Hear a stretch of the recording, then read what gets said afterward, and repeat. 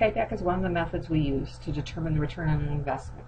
The one thing I want you to remember from Payback from the very beginning is it's calculated in years, not in dollars like the other ones that we're going to talk about. What I've set up here is year zero, that's whenever we make the investment. Let's say we're buying an MRI machine and it costs $250,000. So year one is the investment, $250,000.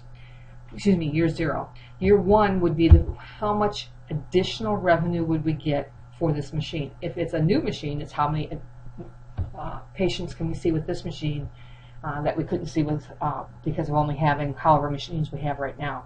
If it is a replacement machine, what will be the difference between what we have now and what we can do? We're going to say this is a new machine. We're going to add to our stock of what we currently have. So we're hoping that we can get $50,000 net revenue the first year. Let's say we buy it sometime during the year and there's training and things. $75,000 the second year, $80,000 the third year, $80,000 the fourth year, and $80,000 the fifth year. To find out payback method, we're going to do an accumulation of how well have we been paying back with our revenue what it cost to buy it. So if we take an equal sign and take our negative 250, that's how much it costs to start, and we add the first year revenue, that means we have still $200,000 yet to go. Okay, so we still got a ways to go. Then we do the second year. We're going to take last year's accumulation and add this year's new revenue. Okay, so we've paid back all but $125,000 so far. So we're doing pretty good. Equal sign, last year's end accumulation plus this year's revenue. We only have $45,000 more that we need to pay back the initial $250,000. Well, that's more than what we're going to make this next year because we're going to make $80,000. So if we take $45,000,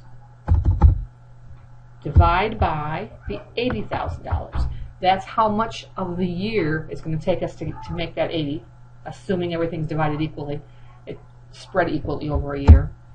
Okay, that means it's going to take us 0.56 of that year to make up for the rest of the balance. So we have 3.56 years for payback method. The disadvantage to payback method is it's ignoring, this should be year 5, so let's correct that. It's ignoring year 5 because all it cares about is how long is it going to take to pay back. We're looking in years. We're not looking at dollars. It could be maybe we're going to have a sudden explosion of new patients after year 5, or it lasts longer than we expected, or whatever else the case might be.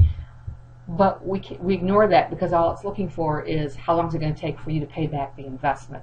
The other disadvantage to payback is, as we talked about in class, it does not take into consideration that time value of money, that $50,000 a year from now is not equal to $50,000 2 years from now, and that's not part of the calculation.